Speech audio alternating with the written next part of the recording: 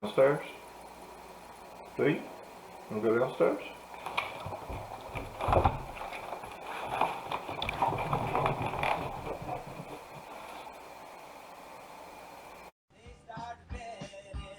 Hi everybody, Elliot here with Lazy Dogs Records, and I've got a VCLT I want to share with you, and a couple of other things I picked up recently. Make this just a quick little video. First of all, we're listening to Steve Goodman from 1979, and this one is called High and Outside. He was a big Chicago Cubs baseball fan. And Steve Goodman, one of the great songwriters who basically during his whole career, he was suffering from leukemia, I believe. He had cancer, I believe it was leukemia. Wrote some really great songs and released a dozen or so really good albums. This is one he produced himself, like on Electra Asylum Records from 1979.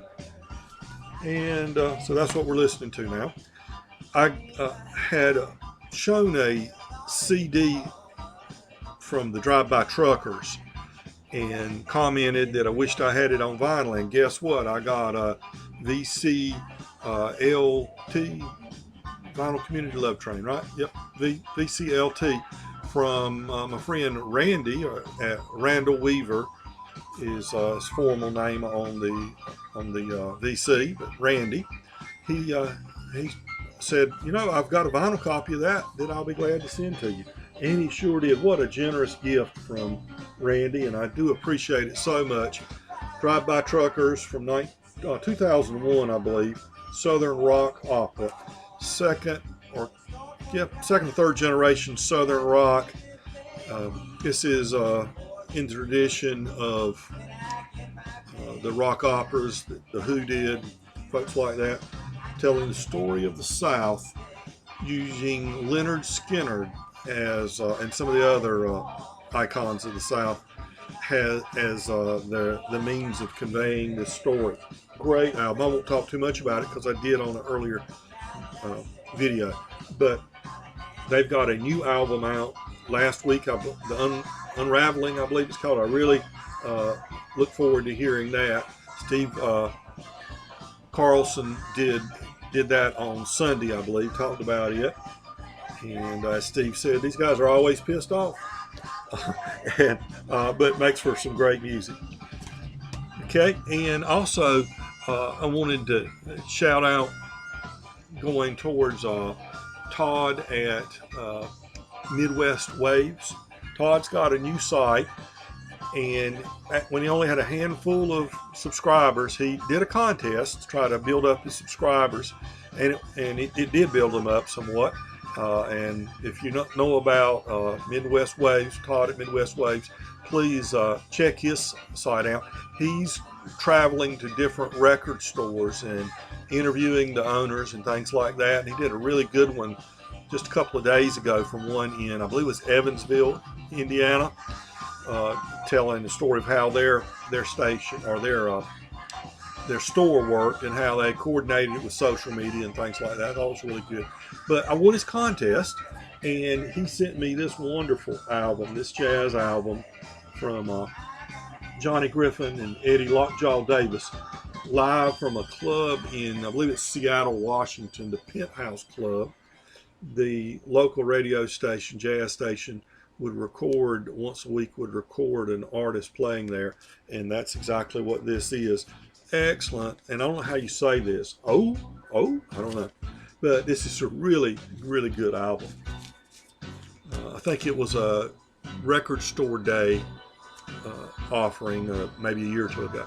And then I picked up a couple of new albums. I usually deal in used albums, buy used albums, but I've gotten more and more where I'll pick up new vinyl. And this is Marcus King, El Dorado.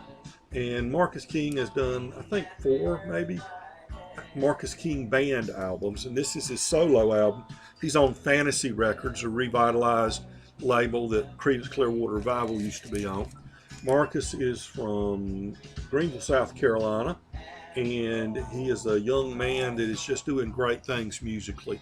He is a great guitarist, very tasteful, and whether he's playing electric, what he normally plays with the Marcus King Band. Hard to describe that band, but if you like Tedeschi Trucks Band, I think you will like the Marcus King Band. I think he calls it like Southern psychedelic soul music or something along those lines. But it's some good stuff. This is his solo. I think most, if not all, the songs he wrote for this, and it's a little less heavy. There's a lot of horns in the Marcus King Band, and of course his electric guitar is very prominent in the band. And this takes a little more laid-back approach to that, to really emphasize more the vocals and the songwriting, and he does a really good job with both. So I highly recommend this Marcus El Dorado. I follow him on Instagram, and I think this comes from when he had made a little bit of money playing music. He went out and bought him a vintage El Dorado and drives that around. You see Instagram pictures of him sometimes driving around that El Dorado, rebuilt El Dorado. But this is a 2020, just came out. Highly recommend it. And the next one, we've been talking, I believe it's Jim at Jam on Vinyls doing the Jam on History contest. Great contest. Anybody haven't gone to Jam on Vinyl and entered his contest, I highly recommend you do. I bet he'd be interested in this album. This is Dom Clements, and this is Black Cowboys. Don Clements was an original member of the Carolina Chocolate Drops. He's from Arizona, moved to North Carolina when they formed the Carolina Chocolate Drops, and I think now he lives in D.C. But he is a songster, called the American Songster is how he bills himself. Plays a multitude of instruments, including the bones, some fiddle, guitar, banjo, all kinds of things.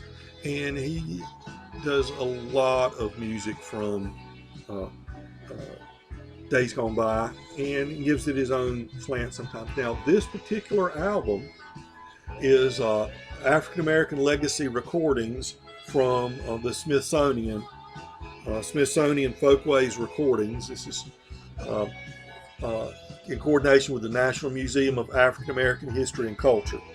Don Clements presents Black Cowboys. And I listened to this yesterday, and I'm so glad I did. This is a great song, telling the story of, through songs from that period, and some of which he wrote himself, a couple or at least one poem in there, cowboy poem. But you may not realize it, and he's trying to bring this out. About a third of the cowboys working in the Old West after the American Civil War, and going into the big cattle drives in the 1870s, 1880s, were African Americans, former slaves who had left the South in search of, when they're finally able to go their own way and be guided by their own compass. Many of them ended up in the Western United States as cowboys. You don't kind of see that portrayed in the Western movies and things like that too much. A lot of people believe that the Lone Ranger, or the person that the Lone Ranger character is based on, was an African American peace officer. I believe his name was Bass. I don't remember his first name right now, but he does a song about him. Anyway, that's a few things I picked up. Got the great record Drive-By Truckers from Randall Weaver, and he's got a great site. I know a lot of you probably follow him, but if you don't, Randall Weaver is his site. And Midwestern Waves sent me that jazz record, and a couple of things I picked up. So I'll just say, everybody, make sure you're kind to your neighbor, and remember, we're all neighbors. Love one another. Take care.